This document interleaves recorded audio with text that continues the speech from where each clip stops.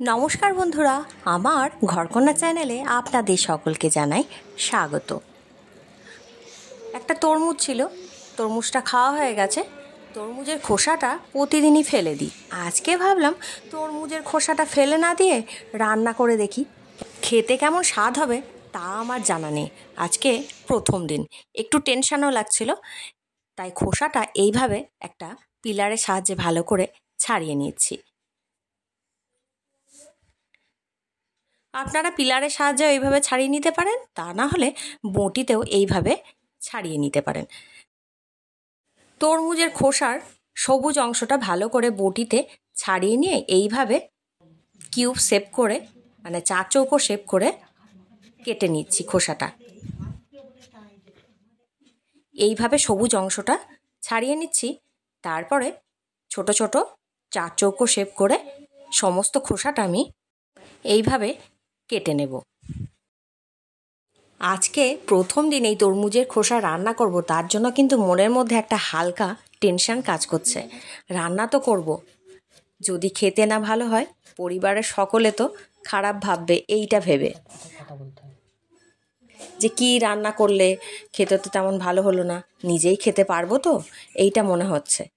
এই কেমন স্বাদ হয় সেটাও জানি না। আগে কখনো রান্না করা তো দূরের কথা, তরমুজের খোসা তো কোনোদিন রান্নাই করিনি।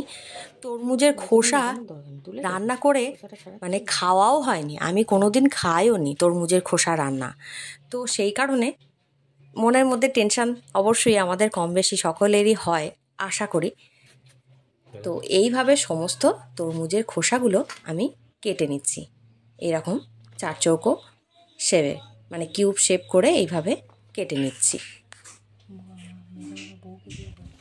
সমস্ত তরমুজের খোসাগুলো কাটা কমপ্লিট হয়ে গেছে। এখানে নিয়ে নিয়েছি পেঁয়াজ, টুকরো টুকরো করে ছোট ছোট টুকরো করে কেটে নিয়েছি, আর তার সঙ্গে নিয়েছি কয়েক কোষা রসুন। অল্প একটু রসুন বলে সেই কারণে আমি এই সাঁড়াশিটার করে চিপটে নিচ্ছি রসুনগুলোকে। এখন গ্যাস ওভেনে একটা পরিষ্কার কড়াই নিয়ে নিয়েছি, তার মধ্যে দিয়ে দিলাম সর্ষের তেল। পরিমাণ মতো আন্দাজ করে সর্ষের তেল দিয়ে দিলাম। তেলের মধ্যে ফোড়ন হিসাবে গোটা জিরে, শুকনো লঙ্কা আর তেজপাতা দিয়ে দিলাম। একটা তেজপাতাকে দু টুকরো করে এর মধ্যে দিয়ে দিলাম। এবার ফোড়নটা হয়ে এলে এর মধ্যে দিয়ে দেব রসুনটা, যেটা আমি সাঁড়াশি করে চিপটে রেখেছিলাম, সেই রসুনটা দিয়ে দিচ্ছি। তারপরে এর মধ্যে দিয়ে দেব কুচিয়ে রাখা পেঁয়াজটা। এখন এই তেলের মধ্যে দিয়ে পেঁয়াজ আর রসুনটাকে একটু হালকা ভেজে নিচ্ছি। পেঁয়াজ রসুন তাড়াতাড়ি নরম হয়ে যাবে, সেই কারণে আমি একটু নুন দিয়ে দেবো এর মধ্যে।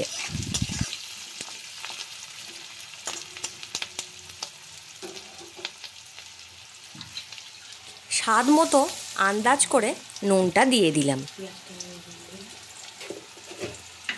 এরপর এর মধ্যে দিয়ে দিচ্ছি স্বাদ মতো চিনি। আমি 1 চামচ মতো চিনি দিয়ে দিলাম, যাতে খাবারের স্বাদটা ব্যালেন্স থাকে সেই কারণে। এবার পেঁয়াজটা ভালো করে একটু কষিয়ে নিচ্ছি।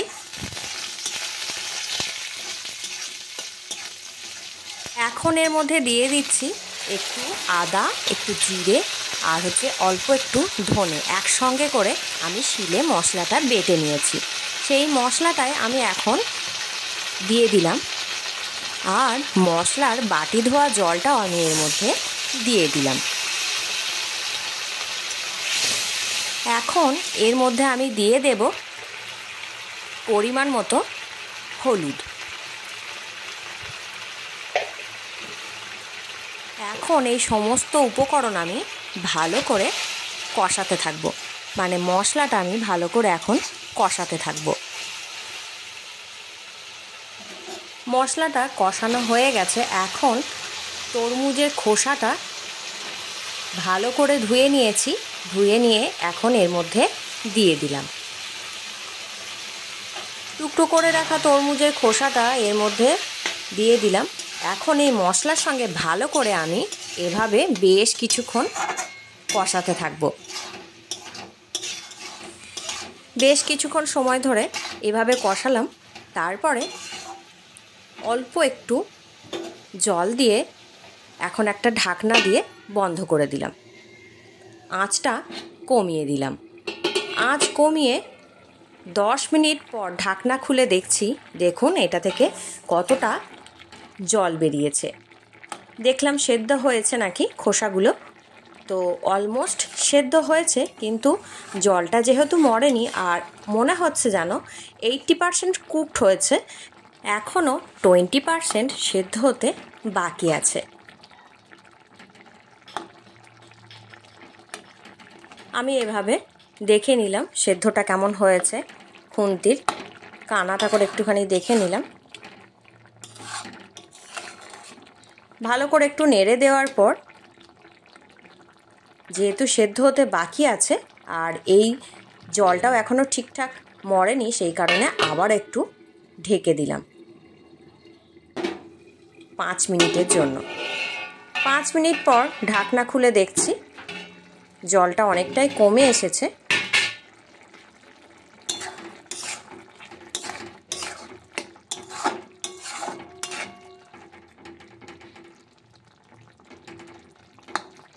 সেদ্ধও ঠিকঠাক হয়ে গেছে।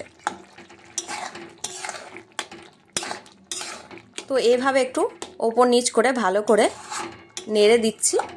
আর এখন ঢাকা দেব না, এবার গ্যাসের ফ্লেমটা মাঝারি করে দিয়েছি। রান্না অলমোস্ট ডান হয়ে গেছে। এখন একটু ঘি দিয়ে দিলাম এর মধ্যে।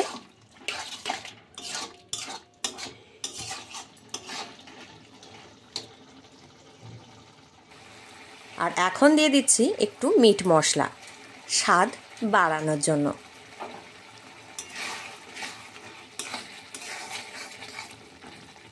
নুন আর চিনি তো আমি আগেই দিয়েছি।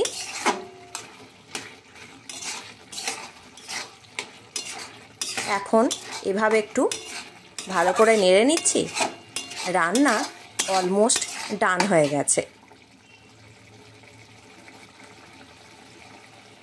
আর কালারটাও খুব সুন্দর এসেছে। এখন রান্না কমপ্লিট হয়ে গেছে। একটা পাত্রের মধ্যে এবার ঢেলে নেব। এরম মাখো মাখো হয়ে থাকবে, খুব বেশি ঝোলও থাকবে না আর খুব বেশি শুকনো শুকনো আমি রান্নাটা করব না। আমি এটা রান্নাটা খাবার পর ভয়েস দিচ্ছি, তো পরিবারের সকলে কিন্তু বেশ ভালোই বলেছে, রান্নাটা সত্যিই খুব সুন্দর হয়েছে। এইভাবে আপনারাও একদিন তৈরি করে দেখুন, নিশ্চয়ই ভালো লাগবে। আর আমি এটা মন থেকেই বলছি। তো আজকের আমার এই তরমুজের খোসার রেসিপি কেমন লাগলো কমেন্ট করে কিন্তু জানাবেন। আর আপনারাও রান্নাটা করে তারপর কিন্তু কমেন্ট করবেন, তাহলে কিন্তু আমি বেশি খুশি হব। নিশ্চয়ই ভালো হবে। তো আজ এই পর্যন্তই, দেখা হবে পরবর্তী ভিডিওয়ে। নমস্কার।